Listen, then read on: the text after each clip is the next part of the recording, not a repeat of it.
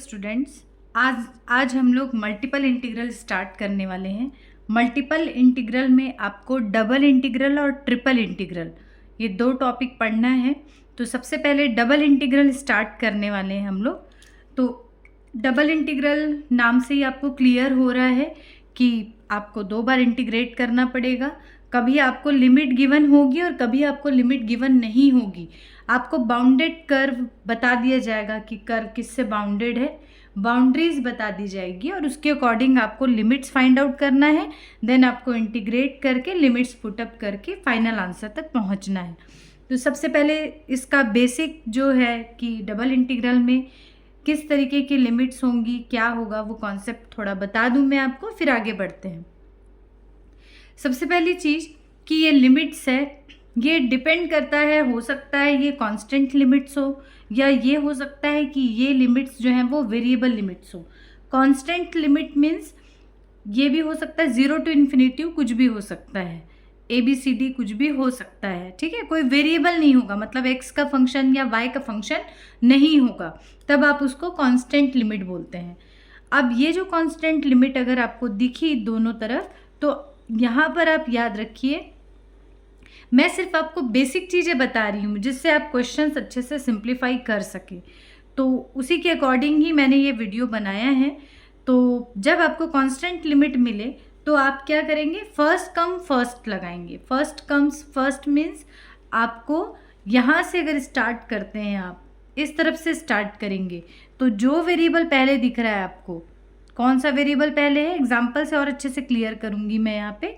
ये देखिए y variable दिख रहा है और लिमिट कौन सी है, a to b है।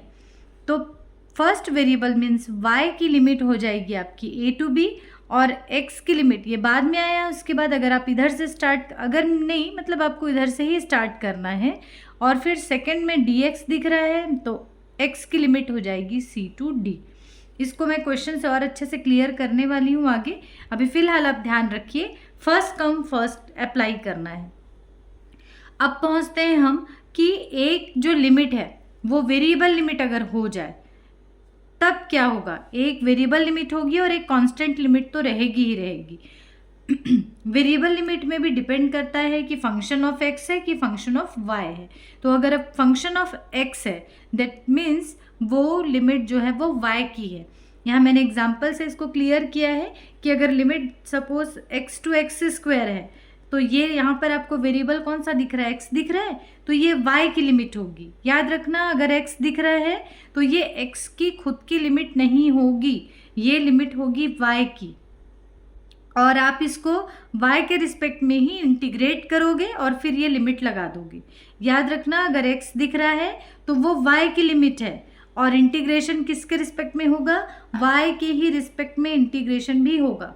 और अगर फंक्शन ऑफ y दिख रहा है, सपोज y to y², ऐसी लिमिट है सपोज, तो ये किसकी लिमिट होगी, ये होगी लिमिट x की, और किसके रिस्पेक्ट में इंटीग्रेशन होगा, x के ही रिस्पेक्ट में इंटीग्रेशन होगा। तो इसमें कंफ्यूज बिल्कुल मत होना, आगे मैं क्वेश्चन से ये सारी चीज़ें क्लियर करने वाली हूँ। क्वेश्चन नंबर 1 देखते हैं, जिसमें कांस्टेंट लिमिट आपको दिख रही होगी, integral between 1 to 2 and second integral is between 1 to 3 xy² dx dy।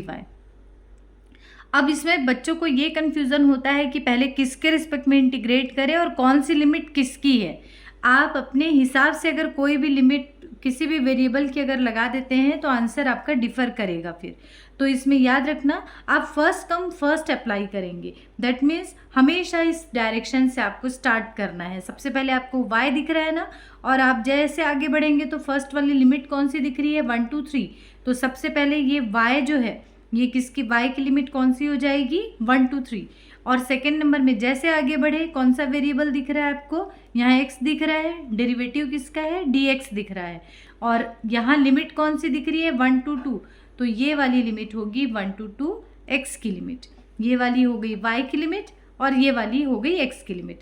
अगर आपको ये चीज़ क्लियर हो गई कि y की लिमिट 1 to 3 है और x की लिमिट 1 to 2 है, उसके बाद डिपेंड आपके ऊपर करेगा कि आप पहले किसके रिस्पेक्ट में इंटीग्रेट कर रहे हैं। उसमें कोई बाउंडेशन नहीं है। आपको अगर पहले एक्स के रिस्पेक्ट में इंटीग्रेशन करना पसंद आ रहा है तो आप एक्स के रिस्पेक्ट में पहले इंटीग्रेट कर लीजिए, लेकिन याद रखना है आपको लिमिट कौन सी लगाना है, 1 to 2। अगर आपको वाई के रिस्पेक्ट में इंटीग्रेट करने का मन है पहले, तो आप इसके रिस्पेक्ट में इंटीग्रेट करिए और लिमिट लगाना है आपको 1 to 3। ये टोटली आपके ऊपर डिपेंड करेगा, बट लिमिट कौन सी किसकी है ये पता करने के लिए आपको लगाना पड़ेगा फर्स्ट कम्स फर्स्ट। तो मैंने सबसे पहले y को प्रायोरिटी दी है, मुझे y के रिस्पेक्ट में पहले इंटीग्रेशन करना पसंद है। ठीक, मैंने यहाँ पे dy लिखा और मैंने ये स्पेसिफाई भी कर दिया। देखो ब्रैकेट लगा के अलग से शो हो रहा है कि 1 to 3 y की लिमिट है। अब यहाँ पर लिखा हुआ है एक्स वाई स्क्वायर, x आपका बाहर आ जाएगा, आपको दूसरे वेरिएबल को एज ए कांस्टेंट ट्रीट करना है, ये बाहर आ गया, और वाई स्क्वायर जो होगा वो इंटीग्रेट होके y³/3 होगा। लिमिट लगा दीजिए 1 to 3। एकदम सिंपल सा इंटीग्रेशन है, इसमें कहीं कोई फार्मूला भी नहीं लगा हुआ है। अब आप वैल्यू पुट करिए, लिमिट पुट करिए, अपर लिमिट पुट करेंगे तो 3 to the power 3 that is 27 divided by 3 minus, अब लोअर लिमिट पुट करेंगे, यहाँ बीच में लोअर लिमिट का साइन लगा है, लोअर लिमिट लगाने के लिए माइनस साइन लगता है ना। अब 1 रखिए तो मिलेगा 1/3। मैंने इसको कट नहीं किया जानबूझ के, इसलिए क्योंकि ये क्या, दोनों का डिनोमिनेटर सेम होने से तुरंत एलसीएम भी मिल जाएगा और फटाफट काम होगा मेरा। तो ये क्या आ जाएगा, डिनोमिनेटर सेम था तो ये 3 मिला, 27 - 1 दैट इज 26/3। अब आगे बढ़ते हैं। अब एक्स के रिस्पेक्ट में आपको इंटीग्रेट करना है और यहाँ पर देखो वेरिएबल कौन सा है, एक्स है, इसको इंटीग्रेट करेंगे और लिमिट पुट करेंगे। 26/3 कांस्टेंट है, अब बाहर ले लीजिए इसे। अब देखिए 26/3 मैंने बाहर ले लिया, एक्स का इंटीग्रेशन x² 2 हो जाएगा। लिमिट 1 to 2 रख देना है, पहले अपर लिमिट रखो 2² दैट इज 4 और फिर लोअर लिमिट रखना 1, तो 4/2 - 1/2। मैंने इसको भी कैंसिल आउट नहीं किया, आप चाहें तो बिल्कुल कर सकते हैं, कोई प्रॉब्लम नहीं है। मैंने इसलिए नहीं किया कैंसिल, यहाँ पे डिनोमिनेटर सेम था, 4 - 1 मैंने डायरेक्ट 3/2 कर दिया। लास्ट में वैसे भी कैंसिल होने ही वाला था, ये 3 से 3 कैंसिल हो गया और ये आपका 26 और ये 2 कैंसिल हुआ, 13 आपका फाइनल आंसर होगा। तो ये एक सिंपल सा क्वेश्चन मैंने लिया। आपका कौन सा था ये, जिसमें कांस्टेंट लिमिट्स थी, जिसमें अप्लाई करना है आपको फर्स्ट कम्स फर्स्ट। अब हम नेक्स्ट क्वेश्चन देखेंगे जिसमें हमको एक वेरिएबल लिमिट मिलेगी। नेक्स्ट क्वेश्चन में बढ़ते हैं हम।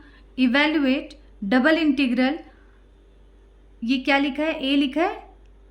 ए क्या शो करता है, एरिया, बाउंडेड एरिया को, बाउंडेड रीजन को शो करता है। तो double integral under the curve C या ए ऐसा लिखा होगा, xy dx dy, where A is bounded by x axis, ordinate x is equal to 2a and the curve x² is equal to 4ay।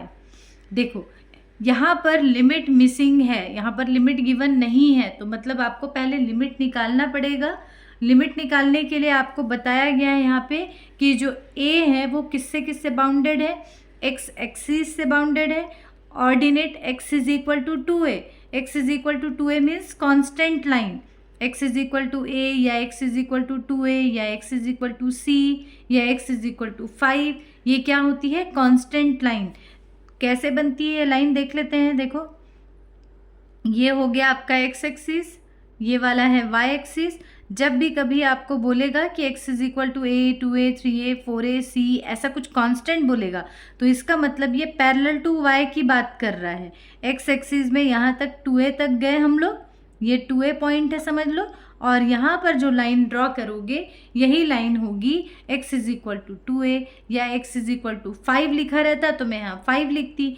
आपको कोई भी curve कैसे trace करना है वो आना चाहिए पहले, तब आप इजीली ये टॉपिक बना सकते हैं, इसमें कहीं कोई प्रॉब्लम नहीं आएगा। नेक्स्ट क्या लिखा हुआ है देखो, x² is equal to 4ay, एक कर्व की बात की गई है। कौन सा कर्व है ये पैराबोला है। आपको बेसिक कर्व्स मालूम होना चाहिए, इलिप्स कैसे बनता है, पैराबोला कैसे बनता है, स्ट्रेट लाइन कैसे बनती है, ये सारी बेसिक चीज़ें थोड़ा सा आप समझ लो। अगर आप लोगों को इसमें प्रॉब्लम है तो आप कमेंट सेक्शन में मुझे मैसेज करना, उससे मैं फिर एक अलग वीडियो इसके लिए बना दूंगी। X square is equal to 4ay। तो कौन सा पैराबोला, ये पैराबोला है, ये तो क्लियर होगा मेरे ख्याल से आपको। यहाँ देखो y की पावर क्या लिखा है 1, 1 मतलब लीनियर, तो y यहाँ पे क्या है y की पावर 1 है, that means y positive direction का पैराबोला है ये, जो 0 0 से होके पास होता है ऐसा। ये वाला y है और ये वाला x है, ठीक, जिसकी पावर लीनियर है, लीनियर मतलब पावर जिसकी 1 है, उस डायरेक्शन में ये पैराबोला होगा। तो ये y पॉजिटिव डायरेक्शन का पैराबोला है। अगर यहाँ लिखा होता Y square is equal to 4ax लिखा होता, तो यहाँ पर x की पावर 1 है, मतलब ये x पॉजिटिव डायरेक्शन के तरफ ऐसा बनता, ये इस तरीके से बनता, ये x और ये y, ठीक। फिलहाल हमारे काम का कौन सा कर्व है, ये वाला। दूसरा कौन सा कर्व है, ये वाला। इसको फिलहाल के लिए आप भूल जाओ। अब देखते हैं आगे, और साथ में एक्स एक्सिस भी क्या है, बाउंडेड पार्ट का हिस्सा है। एक्स एक्सिस मतलब ये वाली लाइन जहाँ पर y क्या होता है, 0 होता है। एक्स एक्सिस पे y की वैल्यू क्या होती है, y वहाँ एग्जिस्ट करता है क्या, ये तो सारी x की वैल्यू है, x की वैल्यू 1 2 3 4 5 इस तरीके से होगी। तो यहाँ पर y नहीं होता, y की कोई वैल्यू नहीं होती, that means y is equal to 0। Similarly y axis में x की क्या वैल्यू होती है, y एक्सिस में x जो होता है वो होता है 0। ये बेसिक चीज़ें मैंने बता दी। अब धीरे से हम आगे बढ़ते हैं। इस क्वेश्चन में क्या गिवन है कि आपको ये तीनों चीज़ों से, तीनों पॉइंट से कर्व बाउंडेड है। अब हमको पता करना पड़ेगा कि इंटरसेक्शन पॉइंट क्या है, क्योंकि जब आपको मोर देन 2 कर्व्स गिवन हो या मोर देन 1 कर्व गिवन हो, तो पक्का है कि कहीं ना कहीं कर्व एक दूसरे को कट करेंगे। उसके लिए आपको क्या निकालना पड़ेगा, इंटरसेक्शन पॉइंट निकालना पड़ेगा। तो इंटरसेक्शन पॉइंट निकालते कैसे हैं वो भी ध्यान से समझ लीजिए। ये वाला कर्व था मेरे पास, कोई एक कर्व लो और उसमें दूसरे कर्व की वैल्यू पुट अप करो, बस उससे आपको इंटरसेक्शन पॉइंट्स मिल जाएंगे। और आपको ऑल पॉसिबल इंटरसेक्शन पॉइंट्स निकालना है, जितने भी आप निकाल सकते हैं। वो बाउंडेड पार्ट में आएगा कि नहीं आएगा वो बात की बात है, आप अपने तरफ से एक भी पॉइंट मिस नहीं करेंगे। X square is equal to 4ay ये वाला था पैराबोला, और यहाँ पे x is equal to 2a रख देते हैं हम लोग। तो जैसे आप यहाँ पर 2a रखेंगे तो 2a का whole square that is 4a square हो जाएगा ये। अब यहाँ पे इसको बस सिंप्लीफाई कर लो, 4 से 4 कट कर दो, और यहाँ पर a से एक a कट हो गया, यहाँ पर एक a बचा, तो y is equal to a मिल जाएगी वैल्यू आपको। अब क्या करना है, ये तो y की वैल्यू आई, अब x की भी वैल्यू आपको पता करना है। तो इस y की वैल्यू को ले जाके आप यहाँ पर पुट करिए, X square is equal to 4ay में यहाँ पुट करोगे y के प्लेस पे 4a, sorry y is equal to a। तो इसको सिंप्लीफाई किया है बस मैंने, ये हो जाएगा X square is equal to 4a square. तो यहाँ पर स्क्वायर रूट ले लो, तो ये प्लस माइनस 2a मिलेगा। मैंने प्लस इसलिए लिया है क्योंकि मेरे बाकी सारे पॉइंट्स जितने भी थे वो सारे क्या थे, पॉजिटिव थे। y मेरा क्या आया था, a आया। a मतलब कहाँ आएगा, पॉजिटिव डायरेक्शन की बात हो रही है, इसलिए मैंने इसका नेगेटिव कंसिडर नहीं किया है। मतलब x की वैल्यू ये मिली, y की वैल्यू ये मिली, तो इसका मतलब आपका इंटरसेक्शन पॉइंट क्या आएगा, ये मिलेगा आपको 2a, a। यहाँ पर मैं लिख रही हूँ 2a, a, ये मिला आपको इंटरसेक्शन पॉइंट। अब मैंने इसको ट्रेस पूरा कंप्लीटली तो नहीं किया है, क्योंकि मुझे एक बार खुद से आपको बताना था। पहले से मैं बना देती डायग्राम तो आपको समझ में नहीं आती चीज़ें। सबसे पहले आप यहाँ पर एक्स एक्सिस बनाइए, नेमिंग प्रॉपरली करना है आपको।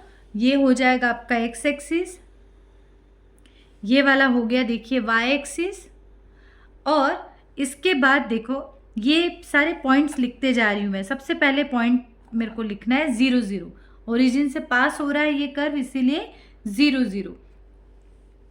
इसके बाद देखते हैं कि ये आपका जो कर्व था x square is equal to 4ay which is parabola in the direction of positive y। तो ये बनेगा आपका, ऐसा बनेगा, ये हो गया पैराबोला, ये इस तरीके से जाएगा, ठीक। अब कहाँ कट करेगा वो देखते हैं। x is equal to 2a, मैंने बताया ना आपको x is equal to 2a मतलब x एक्सिस पे कांस्टेंट लाइन की बात हो रही है। ये वाली लाइन कौन सी है, x is equal to 2a, और ये कौन सा कर्व है, ये कर्व का नाम है x square is equal to 4ay। ये भी हो गया। अब कहाँ कट कर रहे हैं, ये कौन से पॉइंट पे, ये अभी हमने इंटरसेक्शन पॉइंट निकाला था 2a, a। तो ये पॉइंट क्लियर हो गया, ये पॉइंट क्लियर हो गया। ये कौन सा पॉइंट होगा, ये क्या है, ये एक्स एक्सिस में जब आप चल के गए कहाँ तक गए, 2a तक गए। तो यहाँ पर ये पॉइंट में x की वैल्यू क्या आ गई, 2a। अब जीरो के बारे में सोचो, सॉरी y के बारे में सोचो। तो y क्या है, मैंने बताया आपको x एक्सिस पे y की वैल्यू 0 होती है। तो इस पॉइंट पे क्या मिलेगा आपको, 2a, 0 पॉइंट होगा। अब ये देखो, ये कर्व, ये सारी नेमिंग करना पड़ेगा, अदरवाइज आप लिमिट नहीं निकाल पाएंगे। बाउंडेड पोर्शन कौन सा आएगा, ये पूरा बाउंडेड पोर्शन आएगा। आप ध्यान से देखो, आपके क्वेश्चन में यही चीज़ लिखी थी कि बाउंडेड पोर्शन कैसे बना है, एक्स एक्सिस, ये वाला एक्स एक्सिस हो गया, ये वाला x is equal to 2a, और ये हो गया आपका पैराबोला। तीनों से मिलके ये वाला बाउंडेड पार्ट बना है। अब ये देखते हैं कि इस बाउंडेड पार्ट के थ्रू हम लोग लिमिट्स तक कैसे पहुंचते हैं। सॉरी, आगे देखते हैं हम लोग। ये मैंने फिर से डायग्राम यहाँ ट्रेस किया, नेक्स्ट पेज है इसलिए। अब देखो, यहाँ पर ये बाउंडेड पार्ट हो गया था 0 0, 2a, a और 2a, 0। बाउंडेड पोर्शन ये बीच का है। अब इसमें आपको स्ट्रिप बनाना है सबसे पहले। तो स्ट्रिप आप x के पैरेलल भी बना सकते हैं और y के पैरेलल भी बना सकते हैं। मैं ये बोलूँगी कि आप डिसाइड कर लीजिए हर क्वेश्चन में y के पैरेलल स्ट्रिप लेके काम करना है कि x के पैरेलल, ठीक है। अगर आप ध्यान रखना, मैं जो बता रही हूँ, अगर आप फिक्स कर लेते हैं कि y के पैरेलल ही आपको स्ट्रिप लेके चलना है, तो अगर y के पैरेलल स्ट्रिप होगी तो सबसे पहले लिमिट किसकी निकलेगी, ये मैं आपको पहले ये अभी नहीं बता रही हूँ कि कौन सी लिमिट किसकी होगी, क्या होगी। मैं सिर्फ अभी फ़िलहाल ये बताती हूँ आपको कि आप y के पैरेलल स्ट्रिप ले रहे हैं तो आपको क्या मिल रहा है। जब ये चीज़ क्लियर हो जाएगी तो ऑटोमेटिकली आप समझ जाएंगे कि अगर ये स्ट्रिप मैं x के पैरेलल ली होती तो शायद क्या क्या चीज़ें हो सकती थी। तो मैं अभी आपको ज़्यादा कंफ्यूज नहीं करना चाह रही हूँ। पहले मैंने क्या किया, y के पैरेलल, ये y एक्सिस था और ये x एक्सिस है, तो y के पैरेलल इस बाउंडेड पोर्शन में एक स्ट्रिप ले लीजिए। ये एक स्ट्रिप मैंने बना ली है यहाँ पे ऑलरेडी। अब ये देखते हैं, अब करना क्या होगा, ध्यान से समझना कि अब पहले आप स्ट्रिप के अलोंग जाइए।